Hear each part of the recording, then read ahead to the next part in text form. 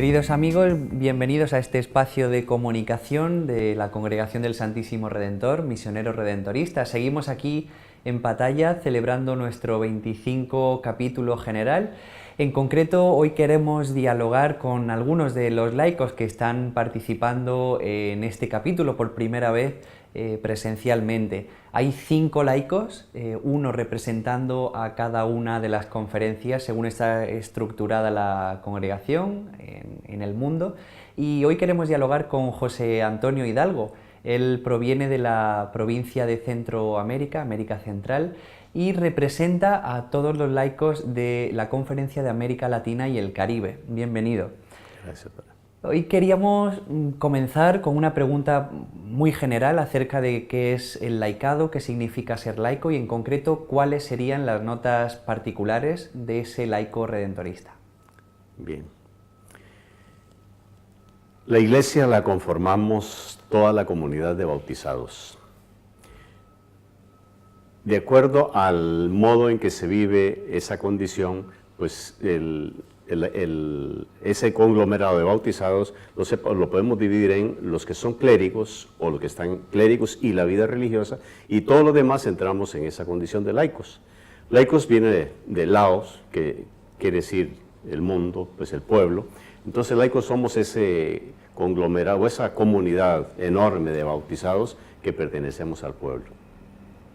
Particularmente cuando hablamos de laico redentorista, es ese laico que sirve desde o que participa en la vida cristiana desde la dimensión redentorista, que fue la redentorista, pues es la congregación que fundó San Alfonso María de Ligorio y que tiene su carisma particular, principalmente en lo que es la atención a las personas más abandonadas, más pobres en el sentido de, bueno, por un lado la pobreza física, también la carencia de bienes, pero también esos que no cuentan, esos marginados, como esos que hoy día el Papa Francisco nos llama esa periferia, que no cuenta en la sociedad.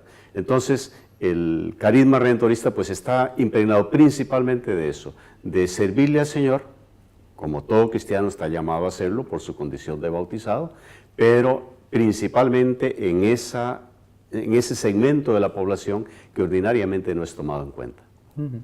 Si profundizamos un poquito, hay un tema de bastante interés, de mucho interés, que sería el de los ámbitos de misión compartida.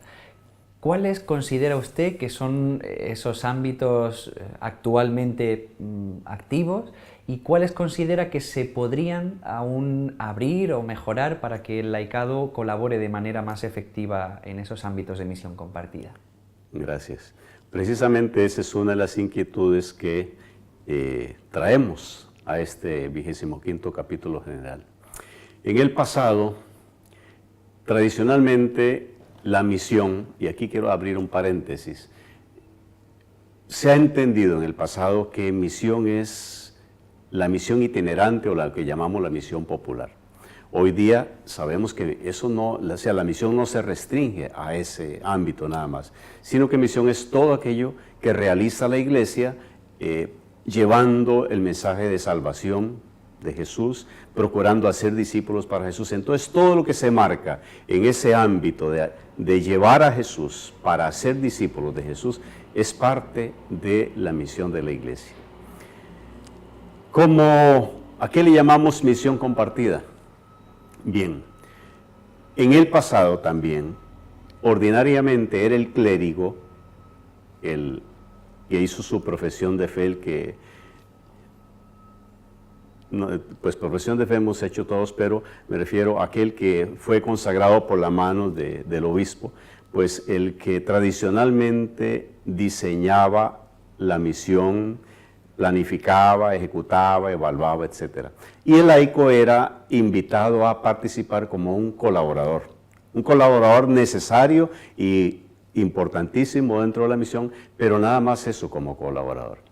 Hoy día, principalmente a partir del Concilio Vaticano II, en que se nos exhorta al laicado a asumir nuestro papel realmente de bautizados, de sacerdotes, profetas y reyes, a asumir esa nuestra condición y tener en cuenta que esa misión no solo le compete al consagrado religioso o al consagrado clérigo, sino que le compete a todo cristiano. Entonces, lo que está abriendo la Iglesia son justamente esos espacios de participación mutua, de trabajar hombro a hombro, codo a codo, congregados, en este caso los redentoristas, y nosotros los laicos. Y es importantísimo esto, porque la persona, el consagrado clérigo, hay ámbitos de la vida ordinaria donde se le hace muy difícil entrar. Por ejemplo, la vida política, la vida de la familia, es un ámbito muy privado, la vida de las relaciones de trabajo, la vida de la diversión, etc.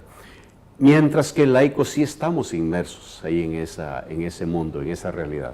Por eso es muy importante esa participación del laico, porque entonces sí tenemos por todo lado espacios donde se inserta el mensaje, donde podemos insertar, y estamos llamados a hacerlo, el mensaje de Jesús. Mensaje que es salvación para el que lo recibe. En eso consiste la misión compartida.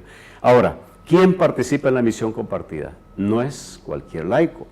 Tenemos gracias a Dios, un numerosísimo, como la comunidad de laicos. Somos millones en el mundo los que estamos en esa condición. De esos millones, muchos participan en la vida de las parroquias y tienen una participación muy importante, de mucha entrega, muy generosa, etc. Pero es necesario dar a algunos laicos una formación más profunda, con miras a que realicen tareas, principalmente de formación, tareas un poquito más especializadas, y que no es simplemente una opción por hacer esas tareas, sino que son carismas que el Espíritu va suscitando en la Iglesia. Entonces, esos laicos que reciben esa vocación de Dios son invitados a formarse de un modo más pleno, de un modo sistemático, para entonces fungir también como formadores de aquel laicado general y como colaboradores ya ahora en otra dimensión, hombro a hombro, como decía antes, con los sacerdotes. Eso es básicamente lo que comprende la misión compartida. Nos gustaría saber cuál es su experiencia, en qué ámbitos colabora usted dentro de su unidad, cuál es su trabajo más concreto como laico. Bien, quisiera decirle que esa participación en la vida de Iglesia no es reciente. Gracias a Dios nací en una comunidad redentorista,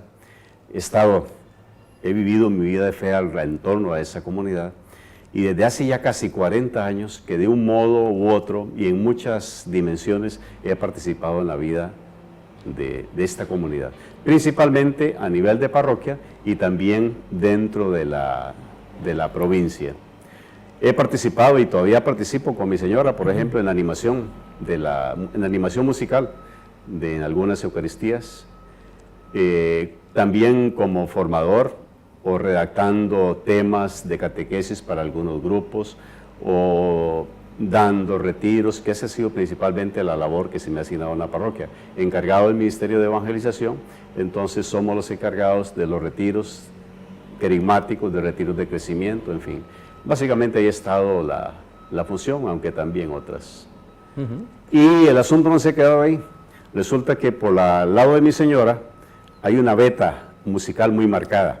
Entonces, nosotros animamos esa misa todos los domingos a las 6:30 de la mañana, y también los hijos pues han heredado eso y ya tienen también sus grupos musicales animando también Eucaristías. Entonces, ahí sin forzarlos, ellos solitos se han ido metiendo en se sienten también parte de esa familia redentorista de la que me siento muy orgulloso de pertenecer. Qué bonito, ¿no? Una historia, claro, al final familiar que también se pone al servicio, claro, de la misión. Y ya para terminar, nos gustaría, si es posible, una aclaración de los modos, los grados que pueda haber dentro de un laicado. Vamos a pensar concretamente en nuestra congregación, en los misioneros redentoristas. ¿Cuáles son los tipos de colaboración que puede tener un laico afín a nuestro carisma? Es amplísimo. Tenemos laicos que participan en las labores ordinarias, por ejemplo, quiero decir ordinarias no porque valgan poco, no, sino que son las que más conocemos, los que imparten las catequesis de preparación a los sacramentos, sea de comunión, para recibir la comunión, preparación de personas de novios para el matrimonio, preparación de adultos en la fe, ministros que sirven como acólitos o como lectores o como ministros extraordinarios de la comunión. Digamos, ese es el laicado más común que percibimos. Hay otro laicado también que colabora orando por la misión, orando por los enfermos. Tenemos otro laicado que colabora, que puede ser económicamente o en ayudas cuando se requiere, que necesitamos alguna actividad que la parroquia quiera realizar para recoger fondos. Entonces hay mucha gente que colabora, que pone sus recursos, su vehículo, su persona, en fin, su familia incluso, para ese tipo de participaciones. Hay otros que, por ejemplo, los oblatos, que es un título que la congregación da a algunas personas por su trayectoria de servicio en alguna de las unidades. Y paréntesis, he recibido también ese honor, esa distinción que me ha concedido la congregación de pertenecer a los oblatos de mi provincia. Y ahí hay varios grados. A estos grados que he mencionado se les llama ordinariamente asociados. Es una expresión que se está utilizando en la congregación, aunque no todo el mundo está de acuerdo con esa expresión, pero son los laicos asociados. Y hay otra dimensión de servicio, que es lo que llamamos el laico misionero del Santísimo Redentor, que tiene una connotación que expresa o que conlleva un compromiso mucho mayor. Hay una formación sistemática, ordinariamente se lleva un par de años esa formación.